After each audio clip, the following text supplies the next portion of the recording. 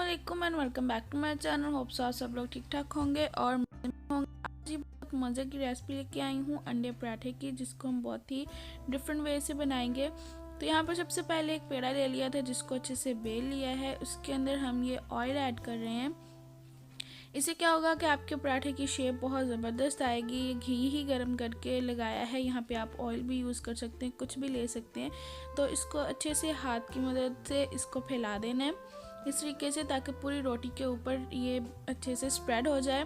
Then इसके ऊपर खुश्क आटा हल्का सा लगा देना है और इसको इस तरीके से फोल्ड कर लेना है। इससे क्या होगा, जब आप इसको बल डालोगे देन इसको आप अगेन प्रेस करोगे, इसको बेलोगे तो इसकी बहुत अच्छी सी शेप आएगी। तो इस तरीके से आपने इसको रोल कर लेना है।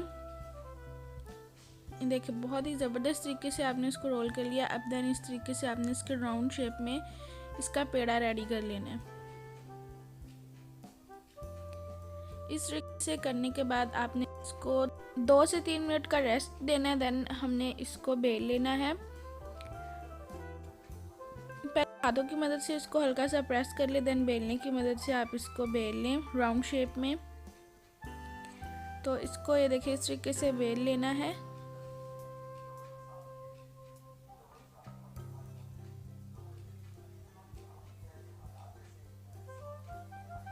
बहुत सॉफ्ट हैंड के साथ आपने इसको बेलना है, ज़्यादा ज़ोर से बेलना नहीं, इसके ऊपर चलाना है। तो ये देखें हल्का सा इसको बेलने के बाद हमने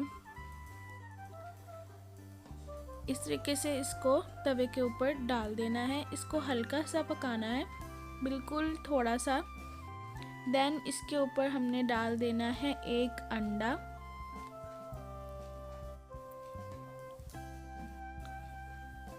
अंडा डालने के बाद इसके ऊपर आपने फोक की मदद से इसको स्प्रेड कर देना है।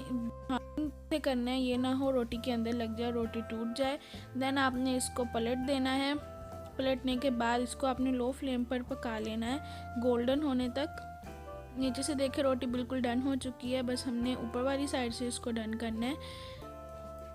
इसके बाद अगर इसके ऊपर आप कोई नमक मिर्च जो भी लगाना चाहे वो लगा सकते हैं, अदरवाइज़ मैंने इसको डिफरेंट चीज़ के साथ सर्व किया है। तो अचार के साथ आप इसको खाएं तो भी बहुत मज़े का लगता है। तो इसकी मैं आपको फाइनल लुक दिखा देती हूँ अभी।